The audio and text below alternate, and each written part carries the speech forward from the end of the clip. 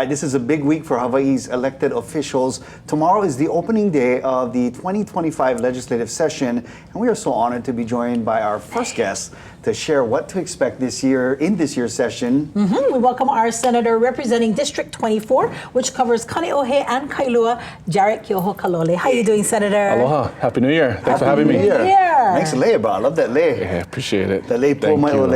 All right, Senator, let's jump in because you guys got plenty of things that you guys are going to tackle this legislative session. First of all, we've been hearing it. I'm sure you've been hearing it too from some of your constituents. But let's talk about the insurance crisis that's happening right now. Either you cannot get insurance, or in some cases, we've been hearing the rates have been skyrocketing. In some cases, 1,000%. Yeah. Is there something you guys are planning this session to kind of address that? Yes, we put together a task force over the summer that the governor convened to try and figure out ways to stabilize prices, but also to make sure that people have access to insurance. You can't have a mortgage if you don't have insurance on your property. So the number one thing we're trying to do is spin up the programs that existed after Hurricane Iniki, when the insurance industry fled Hawaii for 7 years, to provide state-sponsored policies.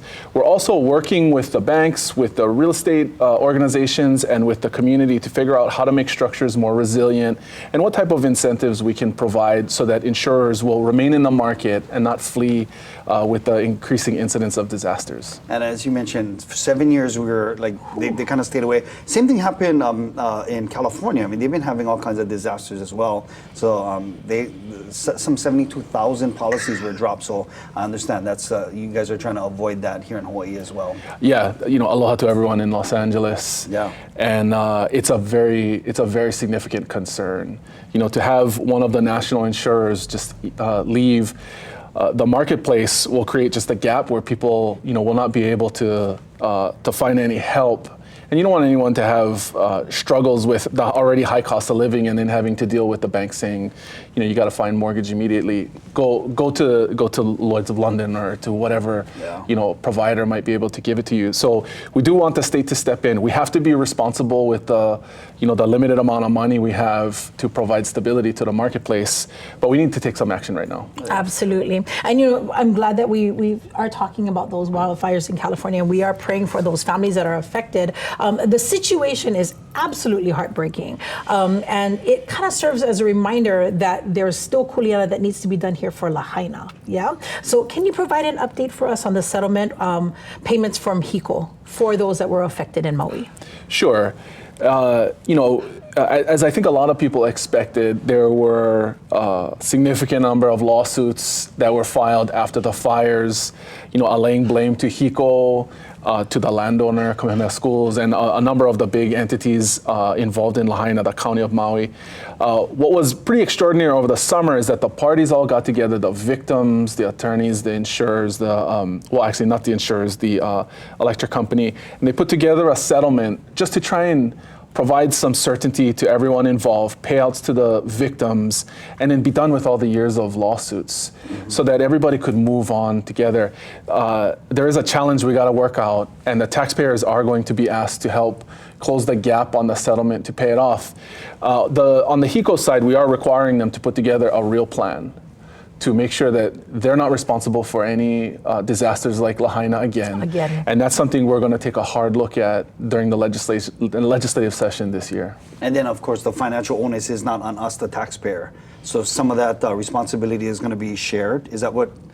Well, so the expectation last year from the legislature was that HECO provide money to clean up its own mess itself first before coming to ask the state and the taxpayers for support.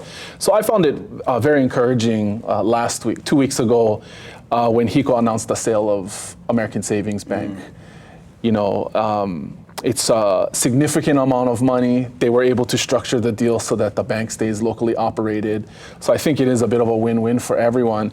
But it is, I think, a significant measure of good faith from HECO saying we're gonna make sure that we spend every last loose dime and penny we have available to clean up our own mess before we come ask for help.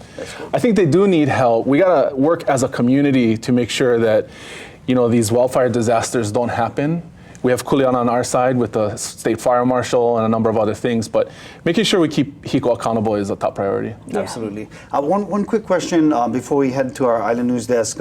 We had OHA Chair Keohokalole in studio with us, and he shared one of his priorities is Kaka'ako Makai. Can you briefly share what Kaka'ako Makai, that project is, and is that something you support? Sure, I do support it. It has been an effort that the Office of Hawaiian Affairs has tried to seek legislative approval for in the past. As chair of the Senate Native Hawaiian Caucus, I can say that our caucus is supportive of that effort. And you know, it's a new regime, it's a new leadership structure at the Office of Hawaiian Affairs, so we're going to take their request seriously.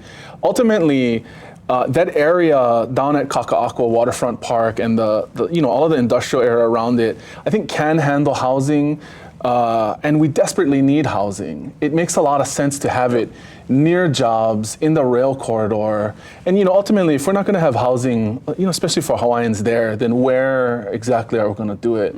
I think you know, there's a desperate urgency for housing to address the cost of living. So for me, the time is now. Right on. Well, we're going to be, hopefully you can come back and join us maybe mid-session to provide some updates on some of these topics. Senator Jarrett Yes. Keohokalole joining us. Thank you so much, Senator. Mahalo. Good luck this session. Yes. All right, we're going to shift our attention now to our Island News desk. Standing by is our very own Leui Koholokula with today's top stories. Hi, sis.